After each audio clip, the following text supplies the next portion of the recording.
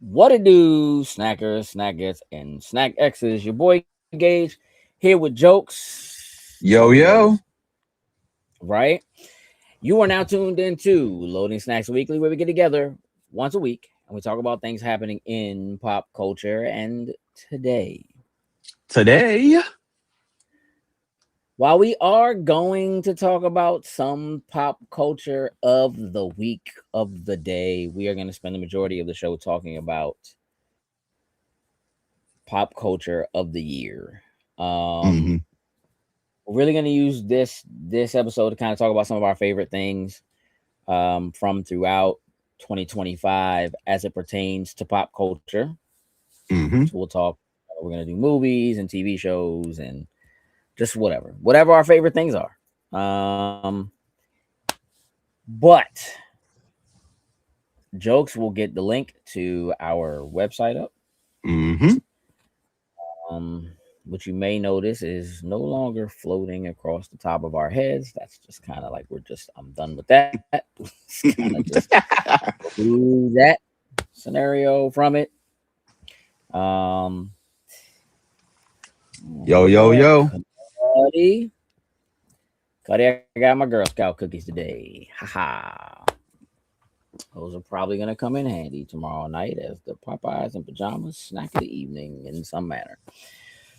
And it is now time for the 619 Hall of Fame. hmm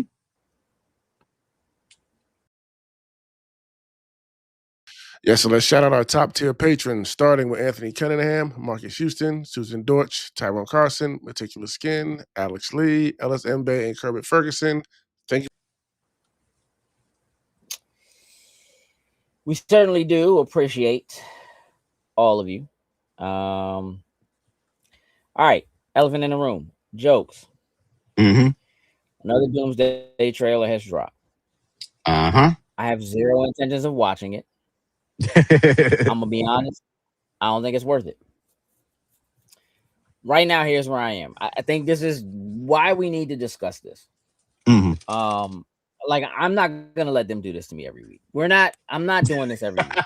Like, your little marketing ploy and how you want to do it or whatever. Like I'm not doing that, right? So last week it was Captain America, Steve hmm Rogers. This week it's Thor and Thor's daughter. hmm I'm not getting into it. I just what I will say is it's worth it for us to talk about what we know. And we speculated a lot last week. We know that what Marvel decided to do was every week they are putting a different teaser on the Avatar movie. hmm And then there are 4 of them. And then following that week, they will then release that teaser to the internet's public, hmm if you will. The leaks are already all out there or whatever anyway, so it'll just be nice to see them in the fabulous 4Ks or whatever it is you happen to be watching it in when you can see it on the internet, minus whatever YouTube compression exists. hmm Jokes, does this feel like a good marketing tool? I think it's okay. Like, obviously we're a whole year out. So we're building the buzz up super early. Like, obviously the big one being, Steve Rogers is coming back. Like, I don't think there was any indication that we wouldn't see a Thor type of thing, but I guess this is them kind of, I guess, maybe going to reintroduce some of those characters that we really, I can't say haven't seen, but I haven't fully gotten the grasp, other than, when we talked about the whole children aspect of it. Because, we've seen, Steve Rogers with the baby, we've seen Thor with his daughter. If when the third one comes out officially, if there's another, child involved with it, I start feeling that, okay, maybe we were leaning in the right direction on how things are starting to formulate a little bit. But otherwise, right now, it's kind of just like, meh. Like I'm happy to see it, the quick 1 minute thing, and then just, but it's nothing to go wild about. I, here's let me say this. The only reason why I really feel like Thor is important in terms of like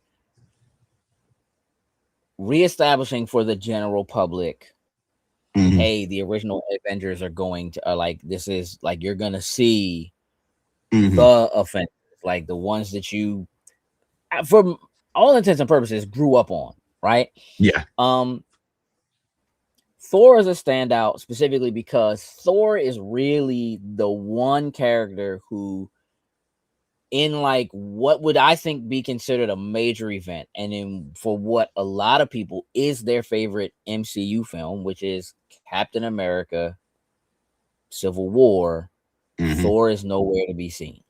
Every other possible Avenger is there, including the introduction of Black Panther and Spider-Man, as far as the Avengers is concerned. And yes, they're pitted against each other, but that movie puts everybody on screen together at the same time, minus Thor, Mm-hmm.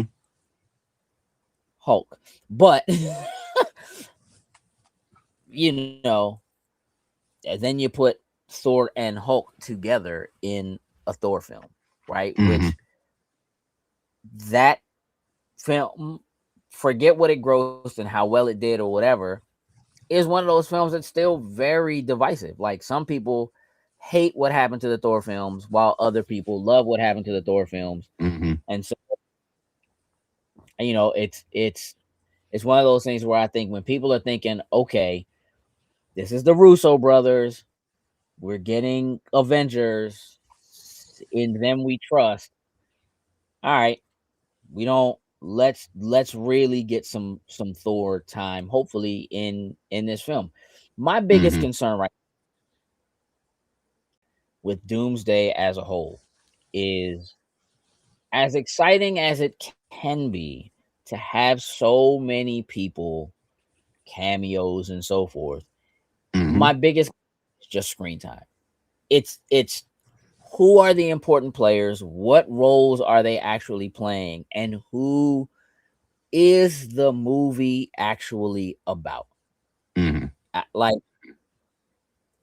you know, who are going to be the main people in it? And I think by doing these four like teasers, you are trying to, at least in some manner, say to the general public, these are the main characters you can look forward to seeing. Like, these are the ones who Mm-hmm. is really going to, you know, the story itself is going to be around.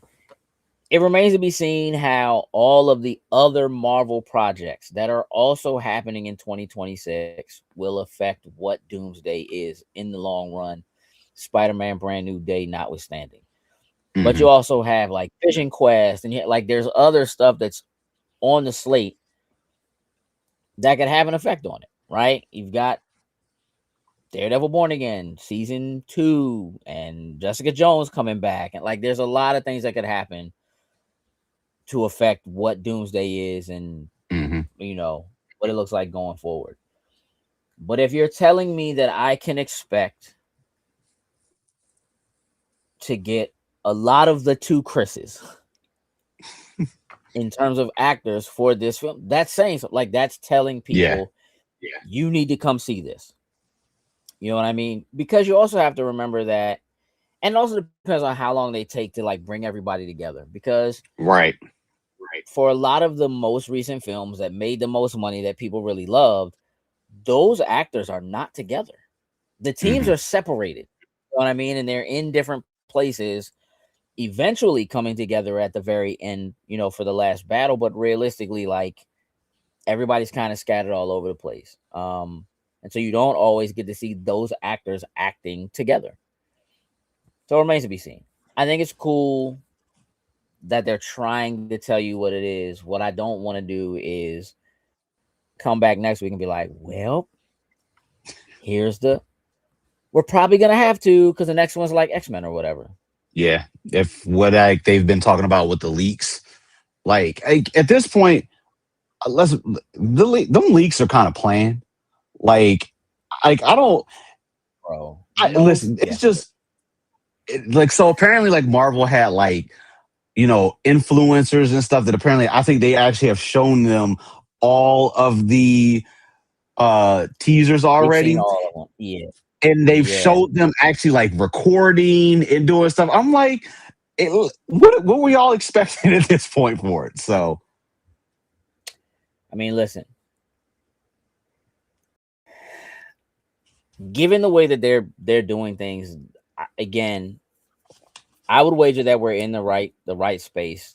They'll do the teasers. We'll get a break mid-January, beginning of February. We get the full trailer for the Super Bowl, and then we probably won't see anything again yeah. until right around June-ish or whatever, as we get into Brand New Day, because at Hmm. that point they have to start really beginning to push Brand New Day coming Hmm. out and start dropping teasers and stuff for that. So there's a possibility that come Super Bowl we could be looking at both A double. Brand New Day. Yeah, it's possible, but you also can't leave out NBA and UFC. Hmm. Um, because ESPN, being Disney, has hands in both pots and can really use any of those vehicles, including WWE, to be here's where we're going to show this teaser, this trailer, and introduce it to this crowd very Hmm. easily. So when you start really thinking about the marketing and kind of how they're going to do it all and what they have coming out, especially with different animated shows and different, like all of that, like they're Hmm. really probably looking at putting those things together. So Super Bowl, I think, is a great guess, but you know, there's a lot of other sports now that I feel like they could just be like, well, nah, we'll tie it to these things. You know what I mean? Hmm. And we might see something different. So Thor does not. I'm not excited about seeing Thor. I am a little excited about seeing his daughter. And from the trailer, it sounds like his intention is to leave her behind. Yeah, for whatever the battle is going to be, and he's hoping to come back. Which, I mean, I don't think that's going to be the case. I don't think he's going to end up leaving her behind. I think she's going to end up having to go with him. It wouldn't surprise me if they borrow from. I don't know if you saw that. Like Ryan Coogler just did an interview, and he was talking about how his original plan for Black Panther 2 was hmm that Black Panther 2 was going to be about him and his son. hmm And they do this thing called the Trial of Eight, where once you turn 8 years old, you go into the hmm bush with your father and you have to stay there. And during that time, that's when the attack from Atlantis comes with Namor. hmm And he now has no choice but to deal with this dangerous threat with his son by his side the entire time, kind of thing. Like, hmm and I could see them adapting that into something that Thor has to do. You know what I mean? I will tell you this. I know I spent a good amount of time going back and researching all of the different children of Captain America. Try to Hey, it's a lot of that. babies out there. Slim got a lot of babies. Like there's a lot of they're all different world, different versions. In some cases, it's him and Peggy. In some cases, it's him and Sharon. Of course, we have the joint from Crazy. the next Avengers, the animated joint where him and Yeah. Natasha Uh-huh. had like, Hey, that'd be a crazy. Hey, listen, that'd be a crazy play to have like all of Steve's kids show up to just say, "What's up, Dad?" Like, wait a damn minute here. well, I don't think that. But They again, ain't gonna they're do all that. from different like timelines and different universes and stuff like that. I mean, like it's just it's really again multiple children with Sharon. Hmm. In one case, a daughter named Sharon. Yeah, it's a lot. Slim he got babies out there. So So I what we saw don't. in Yeah, trailers, just the one. they can do whatever they want. What's They up, Heather? could. They can do whatever they want. So what's up, Gage? Doomsday. Um, The day Cap finds out about all his children. Avengers Doomsday. They can do whatever they want. That's what I'm gonna, like, just call it a day, bro. Um, yeah. Look, obviously we can speculate about that forever. Yeah. And we got to move on though. So let's talk about what today's topic really is, which is we want to discuss some of our favorite things from this year. Not unlike years of the past, the year went by very quickly, and there's a lot of stuff. Mm-hmm. And sometimes it's a little difficult to even remember all the stuff that came out or happened like during the year. But we have a couple of categories, and then we're just kind of gonna go a little loosey goosey and just kind of talk about whatever we feel like our favorite things are. For those of you who are tuned in or in the chat or whatever, feel free to chime in and comment, with your favorite things as we go through, our lists of things. Jokes. I think that what I want to do is start with movies. Do you have a favorite movie that came out this year? I think you may already know the answer to what that is. K-pop Demon Hunters. Oh, okay. All right. Honestly, like none of us knew what to really expect. Like you and Sin had to finally break down and convince me, like, yo, you need to watch this. And it took maybe like what, a month and some change, probably after the movie came out, before I finally watched it. And I was just like, yeah. Slow to move. I was like, yeah, I don't know how in the world I just did not sit and watch this, because that, easily became my absolute favorite movie of the year. Like, there's different pieces actually that flow into some of the other stuff that I have. But K-pop Demon Hunters essentially has taken over like different chunks. So obviously, movie, that album, for the soundtrack for the movie is like, it's probably like 3 of the top 5 tracks that I have on my Apple Music wrap up for the year. So that essentially is taking over my playlist in its entirety. It's interesting to me, right? Why was it so difficult to get you? I don't know. It wasn't the fact that I didn't want to watch it. Like, as I was putting stuff together, I noticed that this year, especially for like TV, like I didn't consume stuff the way that I'd had in the past. So I don't know if it's just because like I got out of like the only thing that I watched, and I don't want to get too far, like on TV, like on a regular, was either wrestling, the Chicago shows, Law and Order, and maybe like one other thing. Right. But outside of that, a lot of the stuff that I consumed, I would say this year, was a lot of YouTube video. And that was really different for me.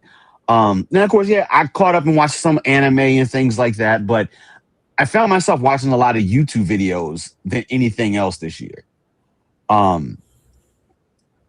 why it took me so long to watch it, I can't even give you a definitive answer. I don't know if it was honestly, it was just like you.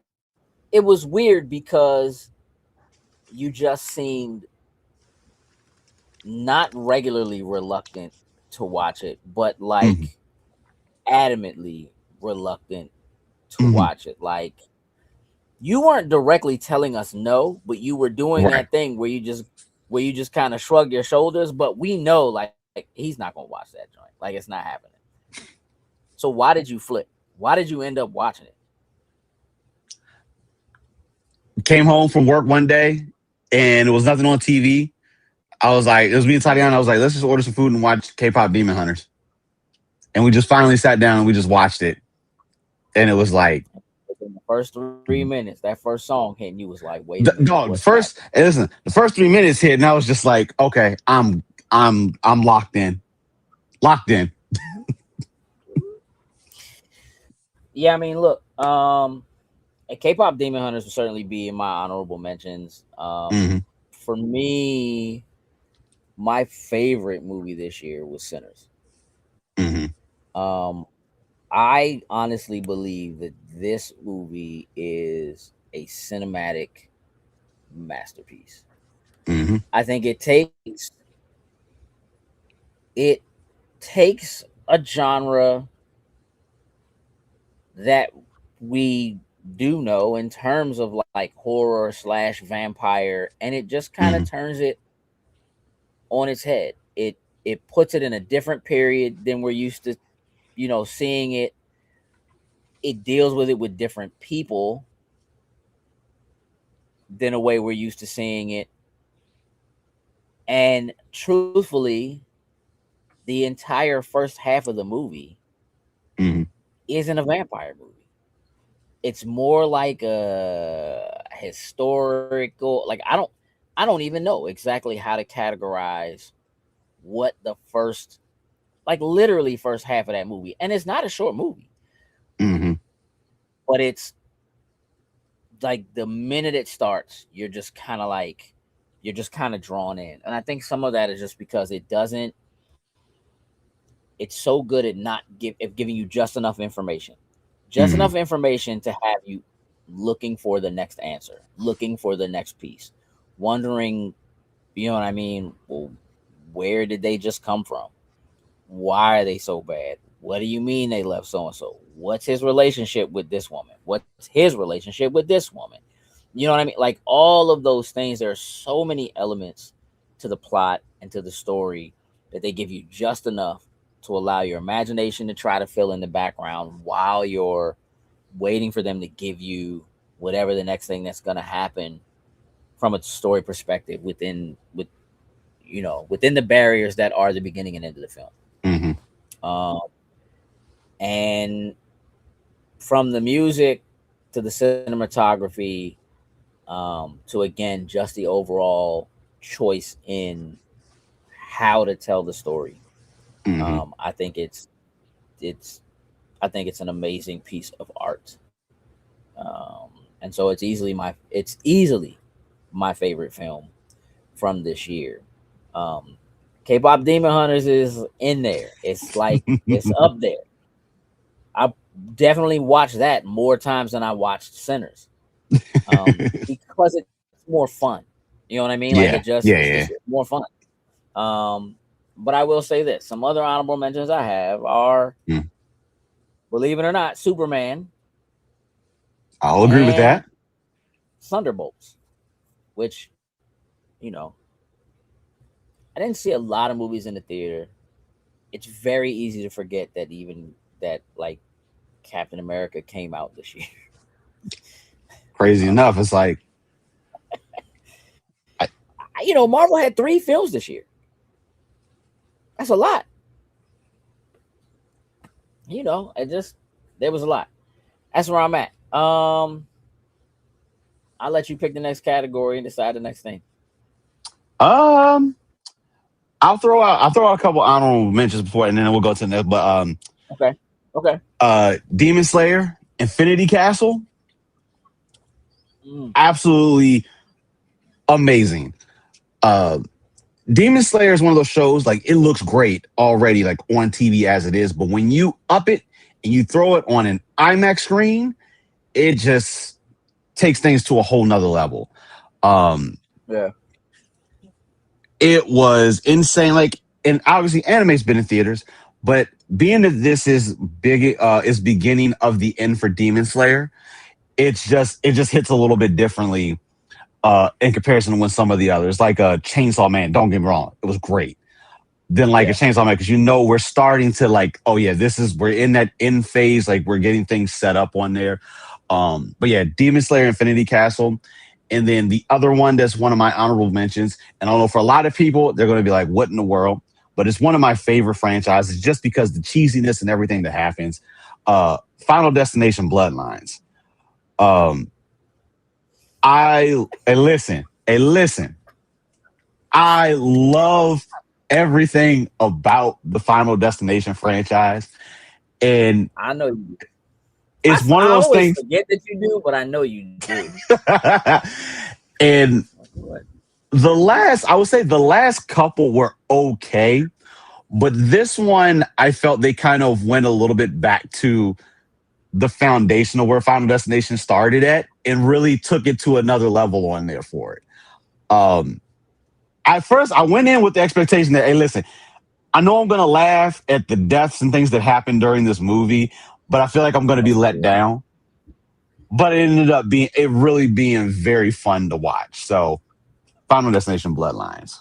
You went to the theater and saw that? Absolutely. Did they have a popcorn bucket for that? They did not. They did not have a popcorn bucket for it. Weak. That's a fail. That's I think next category, I think we can go game. I think we can go games. All right. And you know what though? Real quick, I do want to say, because we're on the topic of movies and like favorite things, and I brought up Captain America: Brave New World, best popcorn bucket this year. Ooh, yes. Okay, when nobody said that the Shield popcorn bucket. Dog. That's the one. That zone was clean. The only thing that would have topped it for me if I was able to get it, but I had no place to put that thing, was the Galactus bucket. I know. That would have been the only one. But the Cap Shield, clean. Yeah, I'm gonna say, I'm not sure how we categorize it, but I think if your popcorn bucket is better than your movie, you did something wrong. And I feel like in both of those cases, that's the case.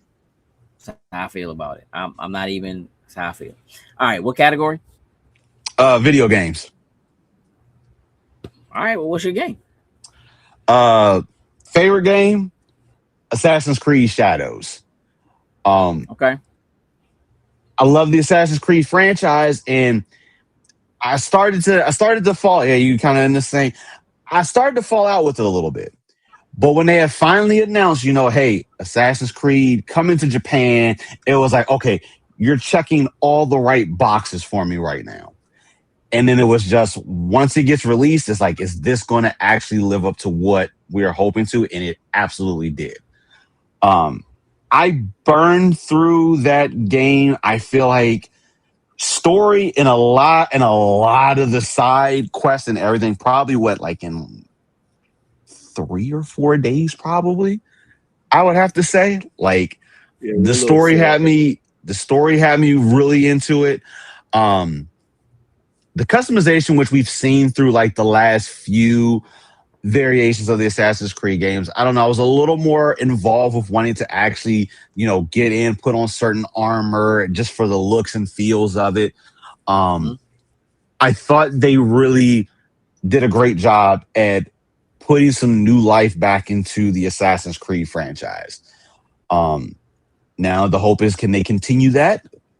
We shall see. But if Assassin's Creed Shadows ends up being the best game for a good while, or if that's kind of the getting towards that, I'm not necessarily mad at it.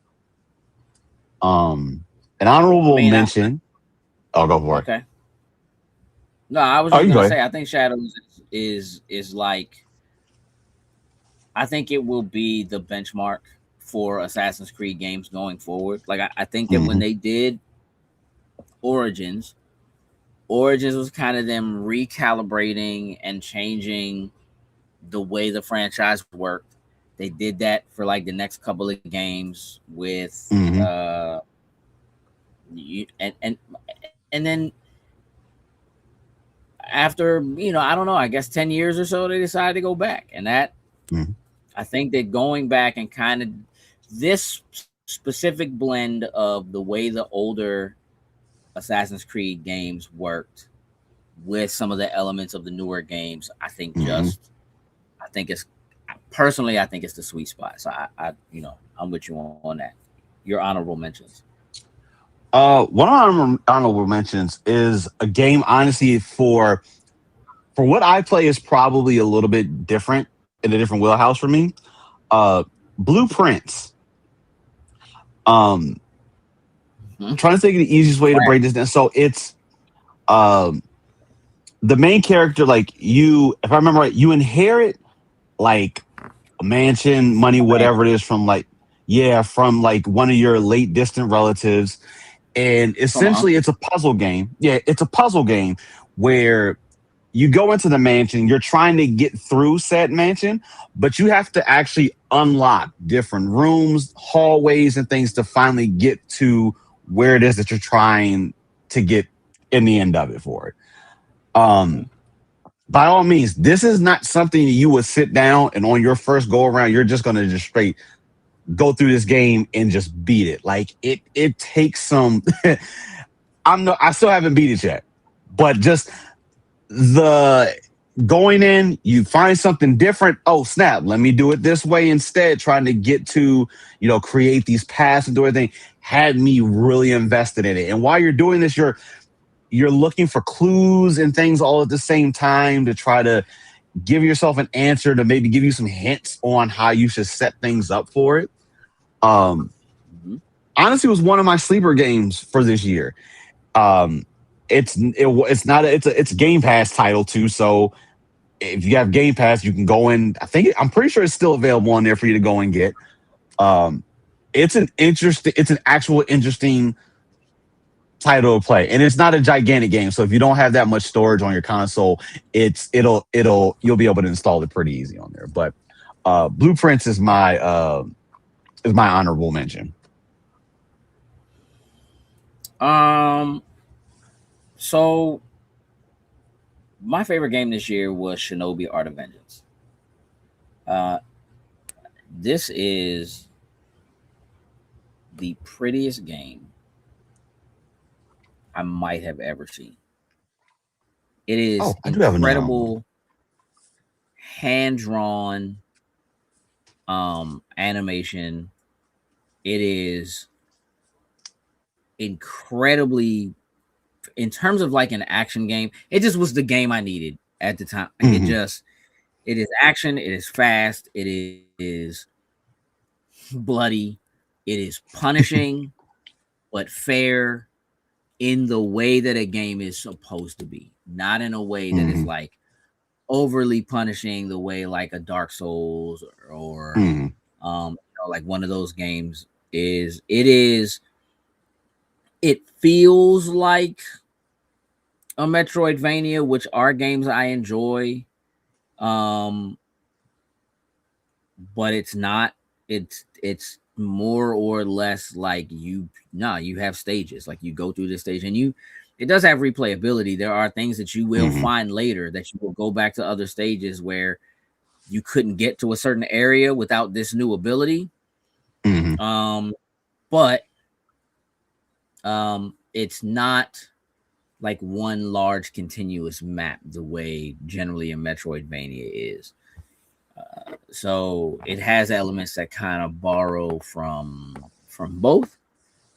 Um, you will die a lot, but it is like, but it feels so good to just jump right back in and go at it again and go at it again and go at it again. And it's really dope, really dope, really well constructed, super well put together. Controls feel like so responsive that it just feels good to play, and Mm-hmm. that's I think what really to the game itself.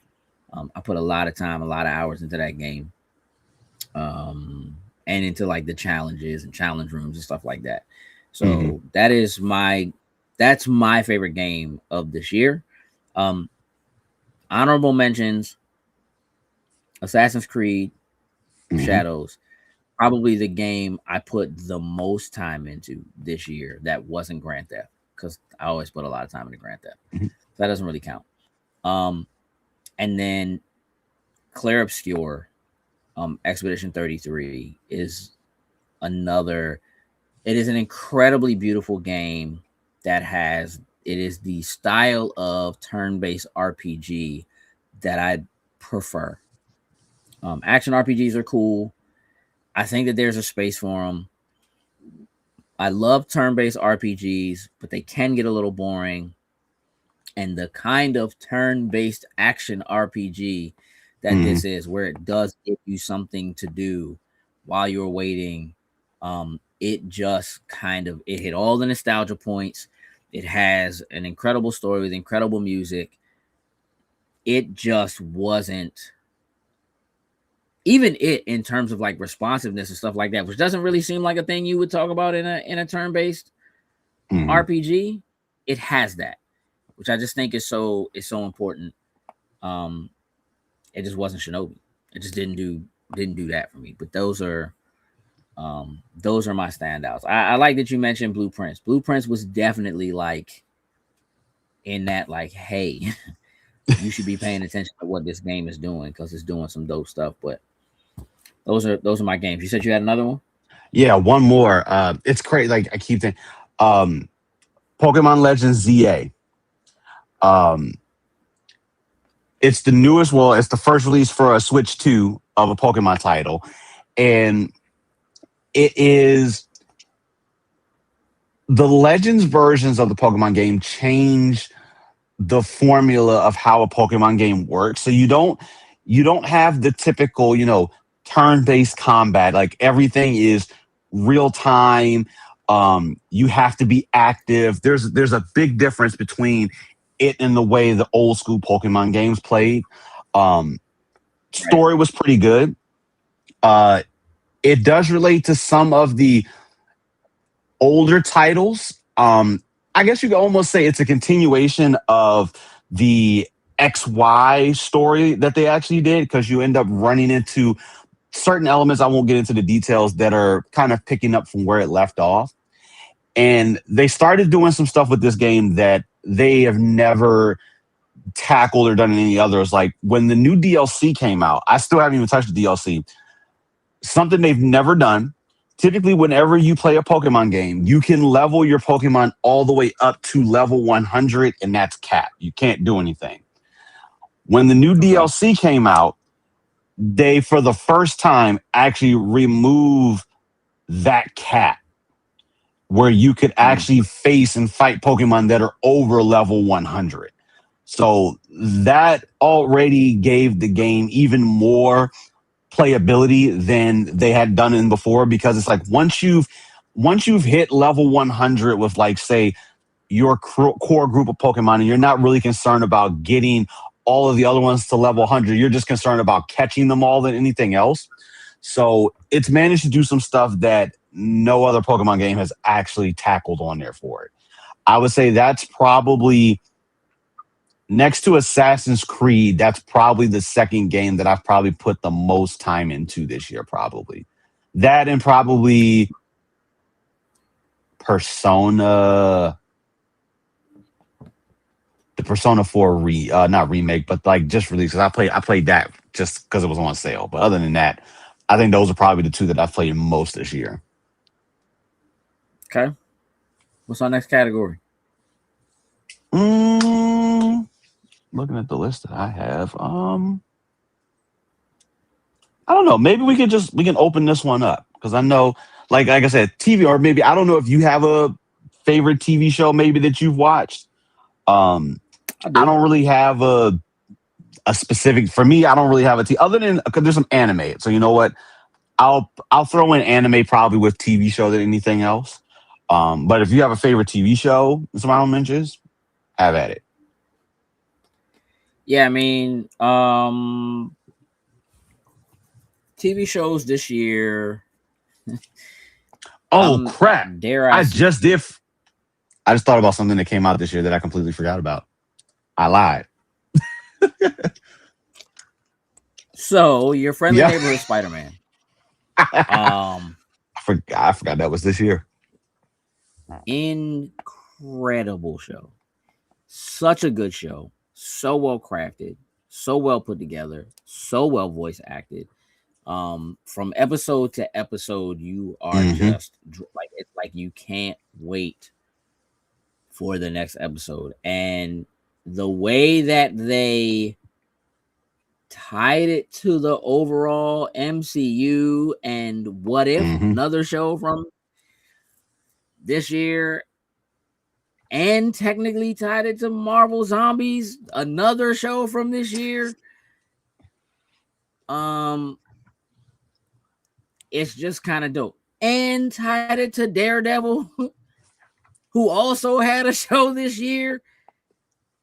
Honorable mentions for Daredevil, Yeah. Eyes of Wakanda, Andor. Like, there was a lot of good TV this year. Like, it personally, it's been kind of dry the last couple of months. Like, but like the first half of the year, first 2/3 of the year were pretty heavily stacked. Invincible season 3, I forgot about that. also incredible this year. And then Creature Commandos, which was also really good. And again, like, I'm naming a lot of animated stuff. There were live action shows again outside of Daredevil, like Born Again, that I also felt like were really good this year. Like, I think TV stepped up in a way that a lot of people are not giving enough credit to streaming services and the TV shows they did, and what kind of damage that did to movies this year. Because movies did okay. There were some bangers this year in terms of like global box office. But TV shows were kind of heavy this year, bro. What you got? I forgot the final season of Squid Games was definitely this year. I completely forgot, and there's twofold, because there's another piece of the Squid Game thing that actually ties into, I guess, maybe like a favorite thing that I've gotten this year. But they did a great job with the final season, really putting a bow on that story, but then leaving things open where it's like, hey, this can continue. We can go in a different direction. So I think they did a very good job at the way that they tied up everything for it. Could it have been longer? It could have. Would that have been something we probably would have wanted? Probably not. I think they did a pretty decent job with the 3 seasons and being able to take that story and put it together. And like you said, you reminded me about Spider-Man. I completely forgot about Spider-Man. Everything about that show was on point. And I know we talked about, like, we were like, it looks okay, but we weren't quite sure what and how what we were actually going to get from this. But from standing on its own and then still tying it into the overarching MCU in certain areas, it's just like, yo, they did an absolute amazing job with it. On the anime side, Soul Leveling season 2, Soul Leveling did very well. Like, the first season, I thoroughly enjoyed it, and I had to hold off from going and reading the manhwa because I just wanted to jump in and just start reading it immediately. But season 2 just absolutely hit on all cylinders. Thoroughly enjoyed it. It was only like a lot of all anime now is getting like 10, 12 episodes, so you're not sticking around for a very long time. So they get into what they need and get out for it. And aside from that one, My Hero Academia, the final season, which literally just passed within the last few weeks now. Awesome wrap up to a show. When it gets to the end of some of these animes, it can go it can become a very decisive thing where people just like, oh, I hate the ending. It didn't seem right. But this was one of those that I think a lot of people, everyone really agreed on, the way that the show ended. It was on a grand stage and it went out the right way for it. We do know that they are animating one additional episode that will be coming out middle of 2026, which was a chapter. They did the same thing. They released that chapter like way after the manga actually ended. So they're going to animate that and potentially lead us into something else. So I'm looking forward to that once that comes out next year as well too. But I think that is the biggest ones that I have really for TV. All right, so what's next? You got some. You sounds like you just have some like miscellaneous. I just have miscellaneous stuff that just like, I'll talk since we were talking about Squid Game. Um, so at the end of last year, before things kicked off to where we went to the final season coming out the middle of the year, I entered a contest right when the second season had dropped. So around the middle, close to the end of January, I had a Squid Game package show up on my doorstep from Domino's, and I'm gonna put the picture. It's upside down, so y'all just you can ignore the fact that it's upside down. Apple. But I ended up winning. They had a contest where if you won, you got essentially a year's worth of Domino's pizza. It was broken down where essentially they gave me $500 worth of Domino's gift cards. That was I'm gonna be honest with you, was an absolute amazing way to begin the year. Because the years that kicked off my year super well, and then right into February, somebody tried to steal my car. So, but we're gonna ignore that. But yeah, and so literally now I'm gonna be honest with y'all. It was supposed to be a year's worth of pizza, but you can use the gift cards for anything on Domino's. So you weren't limited to just ordering like a pizza. I think I burned through those gift cards probably within the first 8 months. It was literally just, I'm having pizza for dinner every other night. But Yeah, that was like I don't like that's not good, bro. Like I don't. Hey, listen. Hey, listen. It was good for my wallet because it was like, I'm not going to be buying food for a little while out here for it. But Dog, the idea that you spent $500 on Domino's in such a short span of time and didn't have a single party, didn't you know what I mean? Didn't like that. Hey, listen. It's a little. I did share the wealth. So Tatiana and my mom also ordered things at time as well too. So I didn't spend the full entire 500 on myself. So you spent 4. It was less than that. But between pizza, sodas, like desserts and all of that, like that crap adds up really quick. Especially when if there's not like a coupon available, depending on what it is you're getting, it adds up pretty quick. There's always a coupon available. What do you mean? All you have to do is go to the Domino's instead of ordering. That's a coupon. Just going as a coupon. Hey, listen, that's another thing too, because I had it delivered. So there was fees involved too, but the gift card ate the fees too. So hey. The fees ate your gift cards. That's what they did. The fees ate your gift cards up. Right. That was one thing. Let's see which one next is like. Yeah, I just have a random assortment thing. So, also this year, everyone knows, Gundam is my absolute favorite thing. Anime, honestly, probably almost period. I think that's like it can alternate between 1 and 2 at times. I really feel like this year was an amazing year just strictly off of partnerships that Gundam has done with a lot of different, you name it, vendors, games, everything under the sun, to give it more of a, it was already over here in the West, but, it wasn't necessarily as popular as a lot of other anime.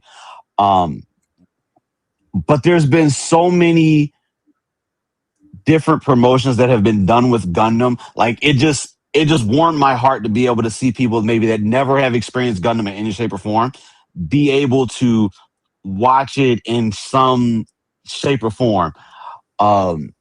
The biggest thing we got, of course, this year marked the 30th anniversary for Gundam Wing, which honestly is the one that got me into the whole entire franchise as a whole. And in doing so, they released the 30th anniversary trailer that kind of, highlighted a lot of the main pieces from like the Wing series. But at the same time, they threw in a lot of stuff that was new for what we're still guessing to potentially be the new series possibly that they're going to do. Because there was a manga that was created for Gundam Wing that never was animated, that they did anything with, and it looks like we may potentially see that happen in 2026. I'm happy the What first thing is your favorite Gundam thing that like what is the thing? which it's hard to pick. It's I hard to mean, you're pick supposed one. to be saying what your favorite Gundam It's thing is right it's like now. everything that It's they like partner. I can't give you like one specific thing. That's why I said, you brought it up, bro. I'm but just that's trying why to, I you know said what I the mean? Like, partnerships. That's why I said that because like literally it I'm showed gonna up be honest. everywhere. There was new. I'm calling Hey, listen, shenanigans. I'm I'm pulling a calling sin move shenanigans. right now. This Pick is it my now. confidence. Nah. I'm calling shenanigans. Pick a thing. A clothing line that they did, a t-shirt you got, a toy line. Pick a thing. You're cheating right now. You know Shouldn't what? even I'm brought it gonna up. stick with the Yeah, you're trailer. I'm telling gonna me stick with the what they 30th about to do in anniversary. 2026. Listen, I'm gonna stick with the trailer because they showed us the new stuff and didn't necessarily say that it wasn't going to be a thing, but it's like it's clearly there. It's all there. I'll use that one because otherwise, yeah, you can consider it to be cheating, but whatever. Nah, Gundam. you are cheating, dog. You're cheating. You cheated, but it's fine. You did. So look, I have a couple of things. Um, I'm a bit of a collector, as we all are. Mm-hmm. Uh, and I have added.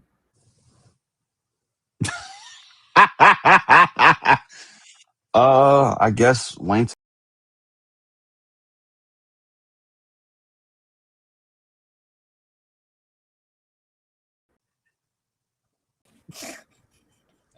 I don't know. I think Batman may be a little bit jealous that he's not getting talked about out here right now. Well, he definitely ain't on my list of favorite things. That's for sure.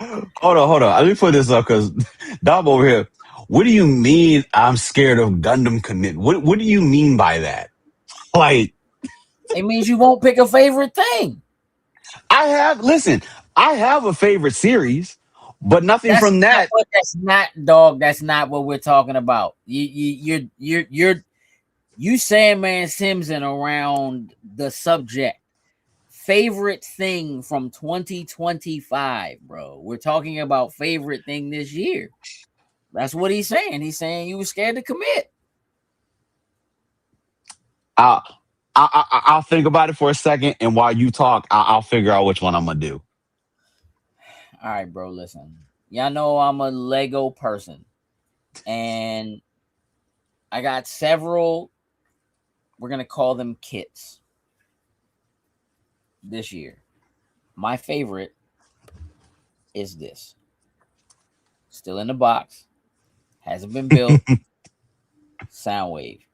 Um, Soundwave is like my favorite Transformer in a weird way. Mm-hmm. Generally, I'm not a fan of the villains. Mm-hmm.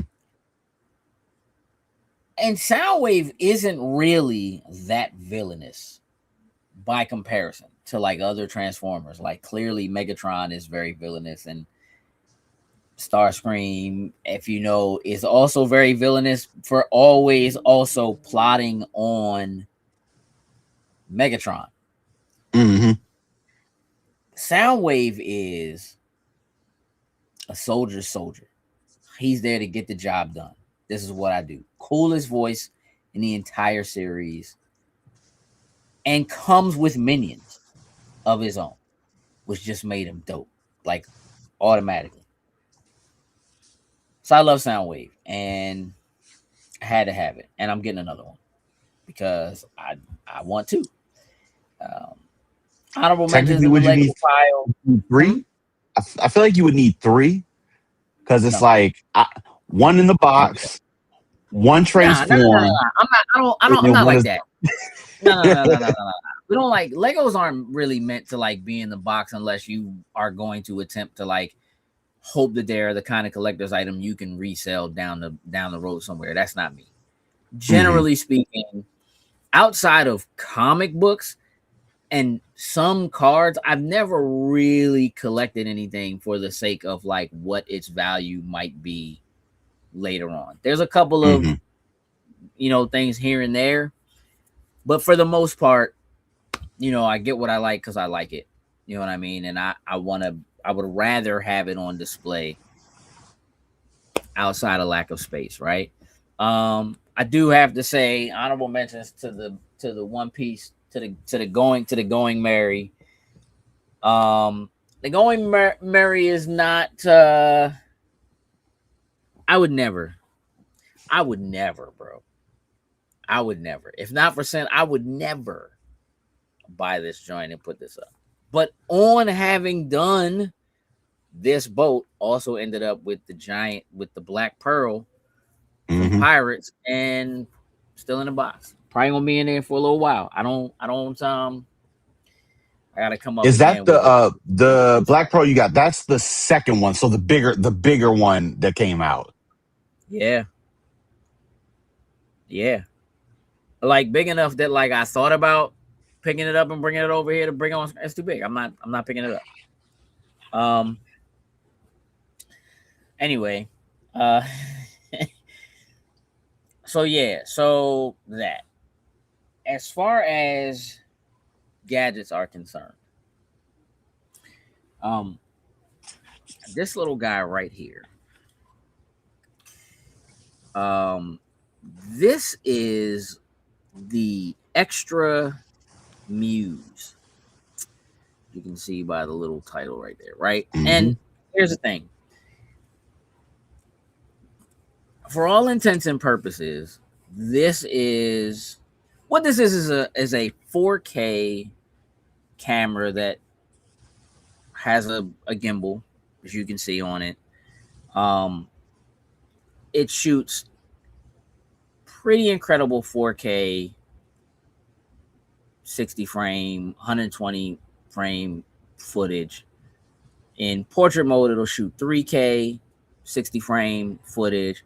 Takes pretty decent pictures. It's not a great still camera. I would rather take pictures with my phone or like an actual camera for that. But it is very small, compact, and does a lot. I mean, it has face tracking, can be used as a webcam, and this is essentially, for all intents and purposes, a sister unit to DJI has a camera that is basically this exact model. And based on tariffs and so forth, that very popular unit, which generally ran in about the $500 range, began to see price jumps based on tariffs that pushed it into like the $700, $800, and $900 range. And so this is, from what people can figure out, DJI, the same company that makes the other version of this camera, made a version that is specifically made here in the US with a different name so that they could avoid the tariffs and sell it at its original price. And it is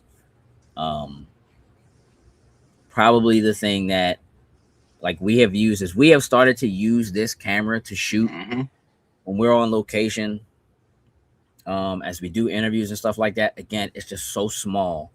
It's not big and bulky. It's not even as wide as like holding your phone up to try to shoot or anything like that.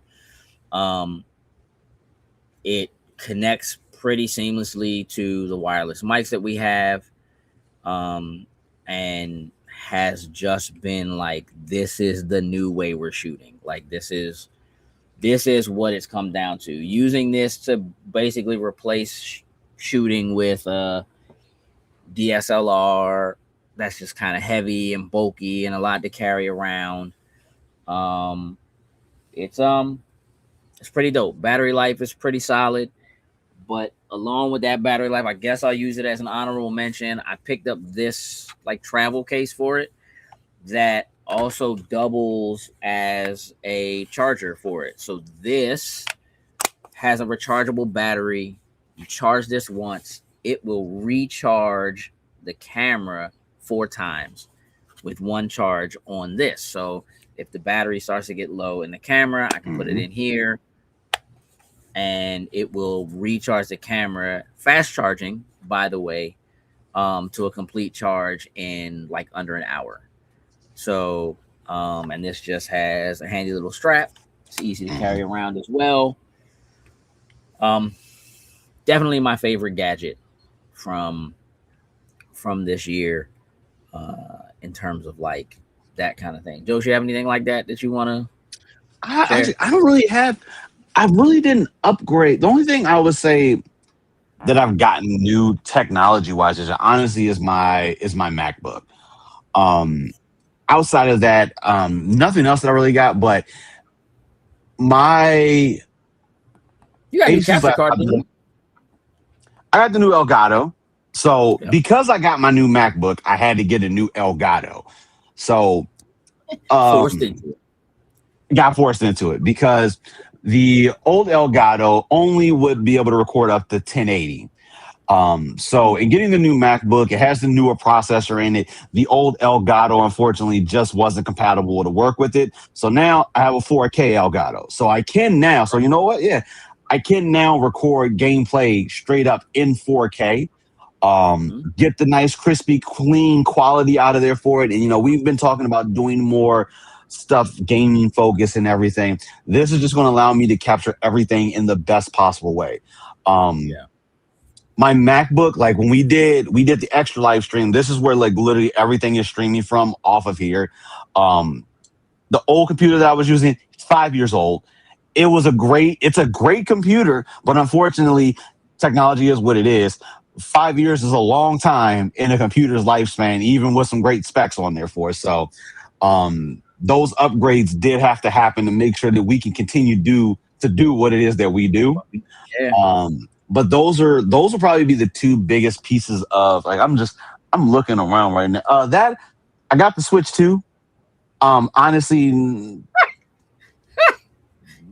okay, not really the biggest, but I got that literally just to have the upgraded Pokemon on it. But otherwise, those are probably the 3 biggest pieces of technology that I've picked up this year for it. Going into next year, there's definitely going to be some more additions because after we started using that camera, like, listen, I've had a trusty digital SLR camera that we have been using pretty much since the day I stepped foot in Lodi Snacks, and it's done an amazing job up to this point. When we sat down and started doing the editing between that camera and then the one in my digital SLR, it was like, hey, yo, it's time we're going to have to put this camera to bed. Like, but you know what? It takes a load off because carrying around the big digital SLR, don't get me wrong, I'm still going to have one to take pictures with. But for us to record, like when we're doing interviews and stuff, it's just a much smaller package to get the same quality, or the better quality of work done with it. So I'm going to end up adding one into my arsenal come next year, along with some new microphones.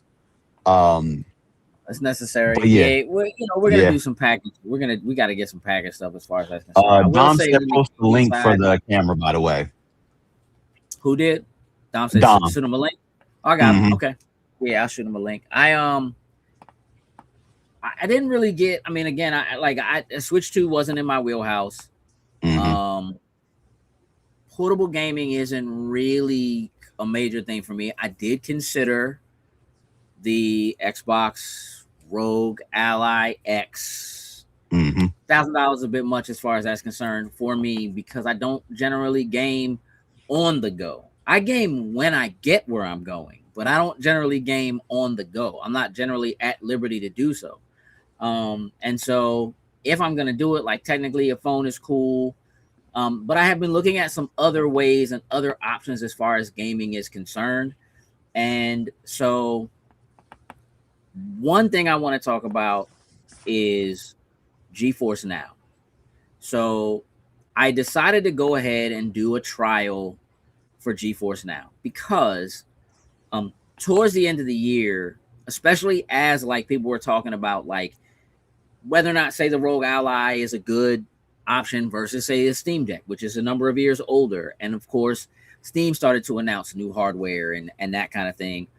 People started saying, well, look, even if you have a Steam Deck and you're running at its highest settings and you're running your PC games from your Steam, whatever, like you still are actually able to get a better image and better graphics and higher resolution, higher frame rate, actually streaming directly out of the cloud using GeForce Now. And even though Game Pass does include cloud streaming, it's not up to the same level that GeForce Now is at its highest level. There are tiers for it.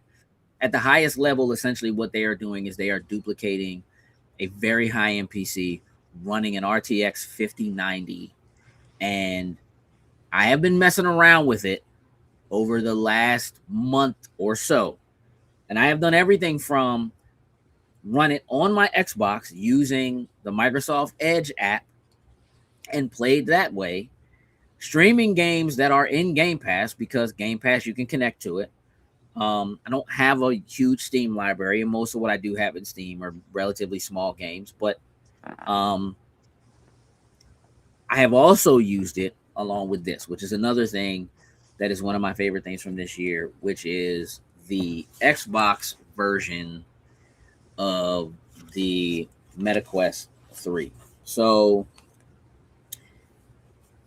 even using this and going into the app on it, there's not a GeForce Now app for that. You still have to go online to a browser, go to play.geforce.com and log in. But once you do, like once I do that, like it is seamless. And though I can stream games out of the cloud in Game Pass, which does have a native app for this unit, which is why it is the Xbox version of the MetaQuest, streaming in the browser through GeForce is better than streaming out of Xbox in the cloud. And while I don't really want to pay the monthly fee for GeForce, and I probably won't need it every month. So I might just, if I feel like I'm going somewhere or I might want to make use of it, maybe I'll just go ahead and do it for that month or something like that. At the same time, I think a full year of it is like $200, something like that. It's not that bad, all things considered. So considering that there are some options, I do have a new gaming laptop, and I am considering getting a little bit more heavily into some of the Steam games and things like that. Like, listen, I'll be honest, I just don't want to deal with PC gaming in terms of all of the extras that are necessary. I want it to be simple. I want to be able to jump in and play my games at, a high resolution with a great frame rate. Like, that's all I'm asking. I don't really want to deal with all the extra stuff. That's not the way I choose the game. But it's been really cool. So those are two things that I like kind of they're a combination of things that work really well together, and are some of my favorite things from this year. Have I watched K-pop concerts in 3D on YouTube in it? Yeah. It's weird, but it's cool. You know what I'm saying? I think that's it. Like, mostly, obviously we could go on and on about things that we loved from this year and, whatever. But I think that's mostly it in terms of like physical products and stuff that we saw from a pop culture standpoint. You kind of feel like we're good, Joseph? Or do you have something else that's kind of looming? I think that's about everything. The only thing I would say other this year that I've done, now obviously I've been into Pokemon forever. I would say as of this year, I think I've taken a bigger step foot back into the collecting that I probably hadn't done in the last few years. I'm scared. I'm not gonna hold you. I'm scared for you. I'm scared for you. So I would say with the last few sets that have been coming out, like for the first time, like since the original set has come out, I think it's like 13 cards off from completing the current set that is actually out.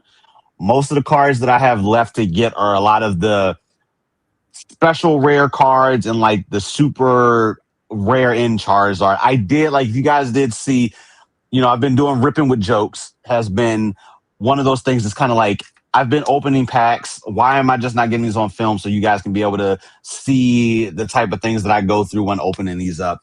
The last video, I actually managed to open up and get 2 Charizards literally right back to back, which was just pretty crazy. One being just the regular variation of it in the set, but then the other one being the third rarest version of the Charizard in the whole entire set. But I would say that's probably been the biggest thing that I've probably done all this year, is my collecting has really started in a different variation that I've done in the past. Like the one thing I'm going to start doing that I haven't done as of yet, I'm going to start grading cards. Now that I've started coming across some of my older cards that I just haven't looked at in ages, I found ones from like the second set that ever came out that the cards are in really great condition.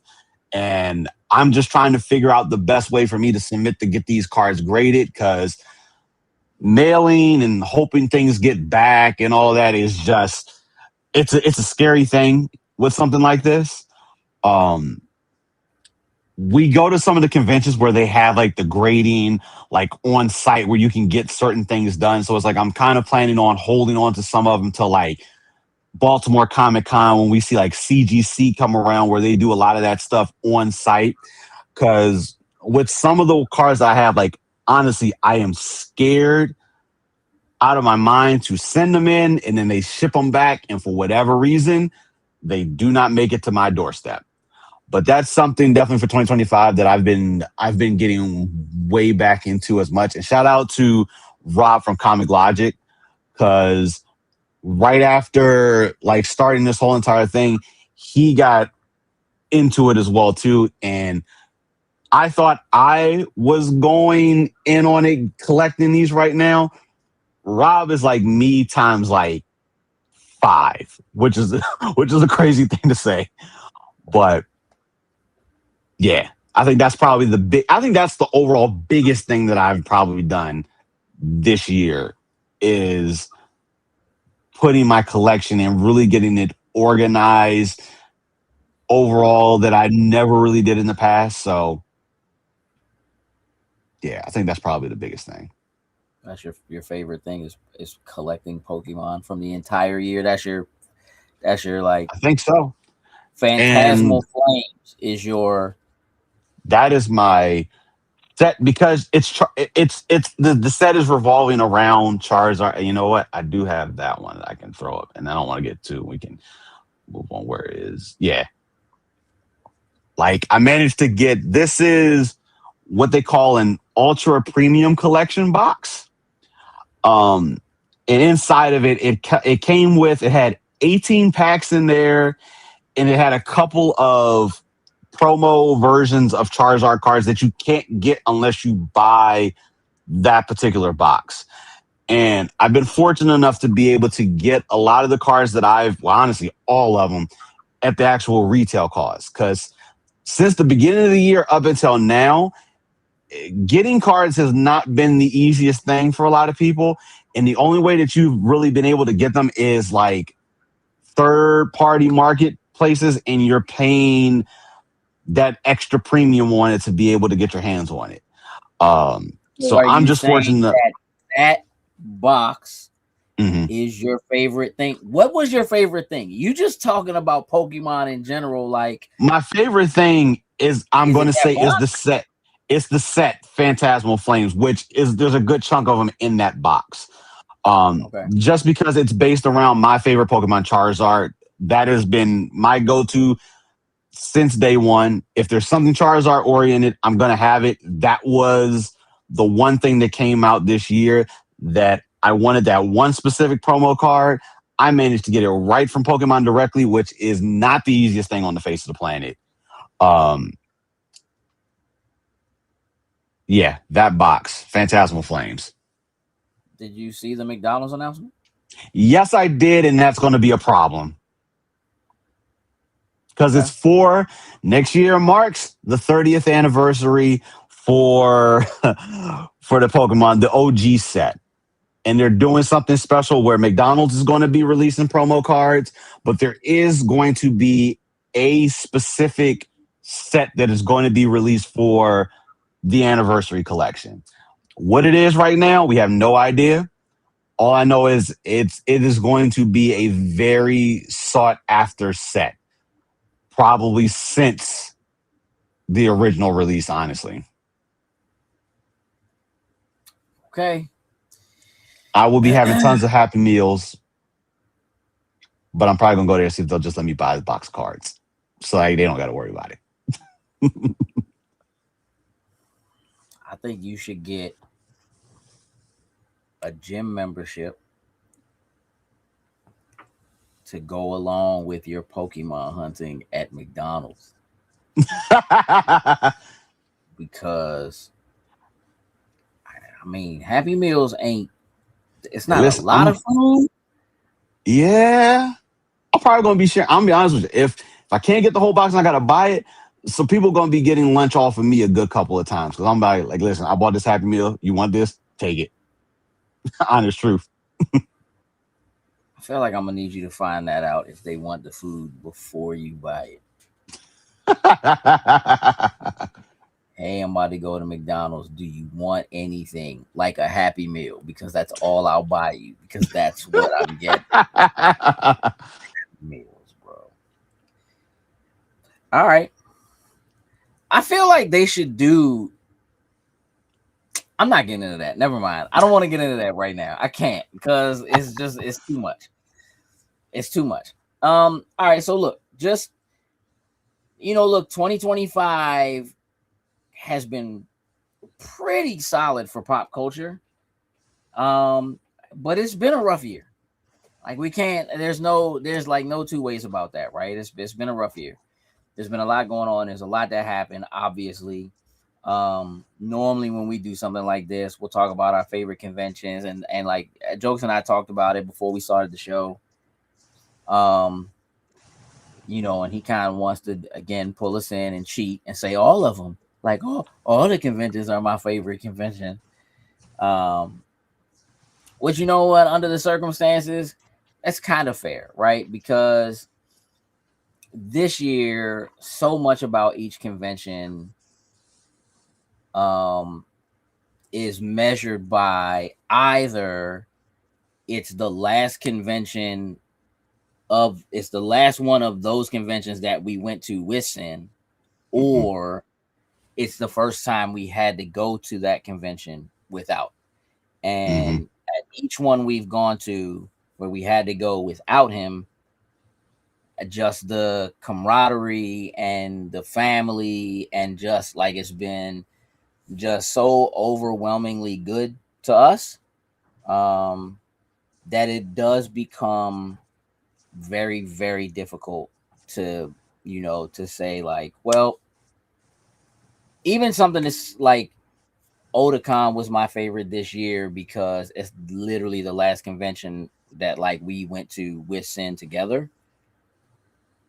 But I don't really enjoy Otakon. So, I know. like Otakon's not like I love the people and I always love seeing people doing a thing that they really love doing when it's like a good thing.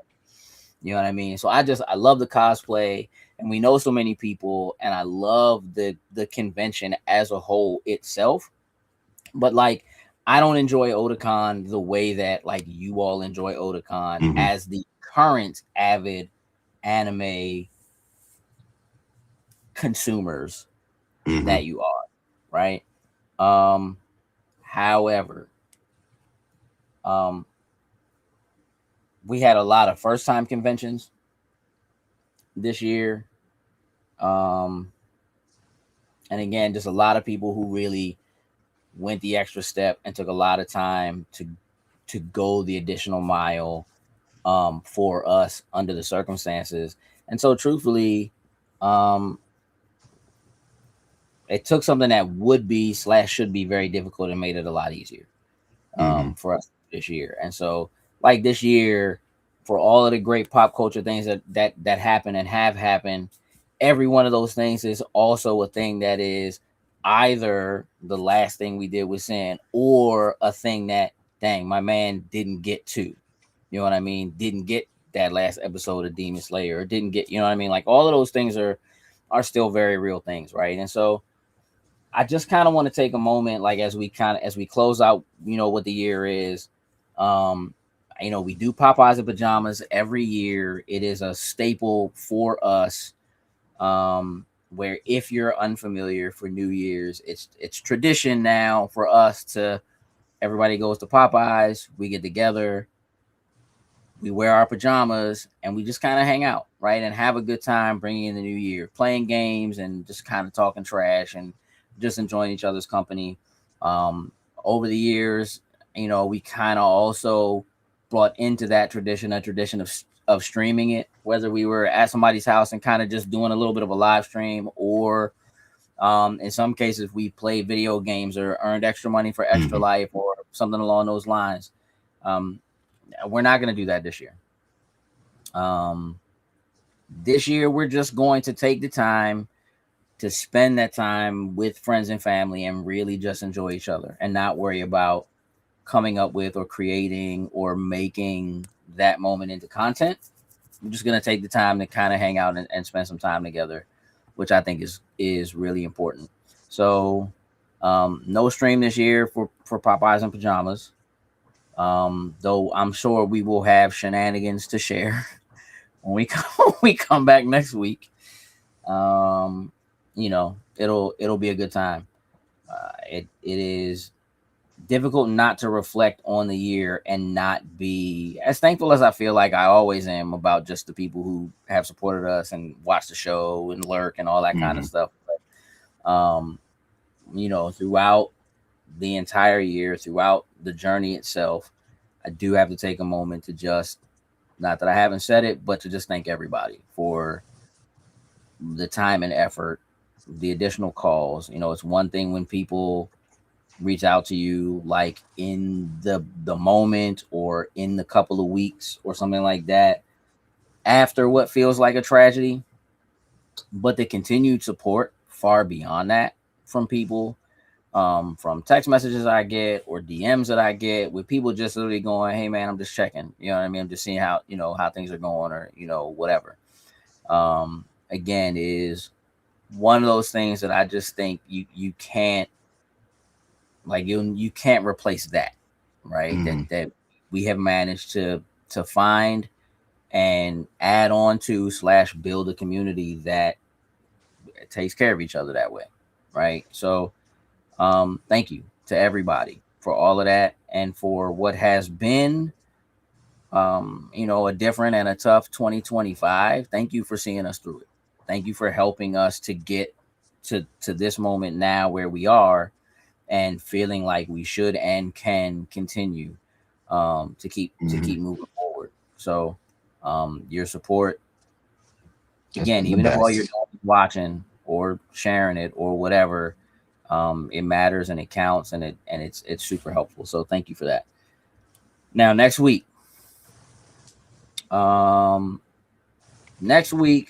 this show will be about us talking about 2026 and what our expectations are for 2026. Expect probably some really, really far off predictions from jokes, as he tends to do. But there's a lot of stuff that we know is supposed to be coming. Obviously, dates and stuff are subject to change, but there's stuff that we know is supposed to be coming. And this is an opportunity for us to have a chance to kind of speculate on those things and talk about our excitement for those things that are the things to come. So that's what you can look forward to with us next year as our first show in 2026, which still sounds like it's far in the future when you say it. It doesn't sound like it's like 2 days away, but it is. Jokes, there's a new episode of The Finisher going up Yep. tomorrow Tomorrow morning. 10 a.m. Tomorrow morning at 10 a.m. It's kind of a same like we're doing here. It's a recapping of 2025. Marks and I talk about some of our favorite moments, some high moments, some low moments that just overall impacted 2025 in the world of wrestling. There's a lot involved, but that's coming to you guys tomorrow at 10 a.m. Got it. Listen again. Please make sure that you are safe in bringing in the new year. Wherever you go, whoever you're with, enjoy yourself. Slow down. Think about what you're doing, and make sure that however you do it, you find a safe way home, or you stay where you are, or you don't go out. You know what I mean? Please have a very, very safe and happy new year. We can't wait to see you in 2026. Jokes, for the last time in 2025, tell the people what I need them to know. Remember, y'all, just because you have a well thought out plan doesn't make it a good idea. With that, we're out. Toodles and lose. Jokes, hit the button.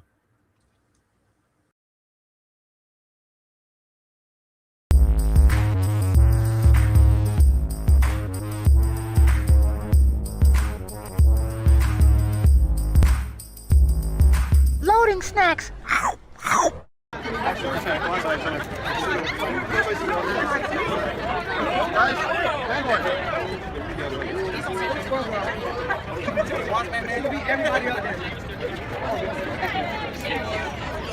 Tighten it up.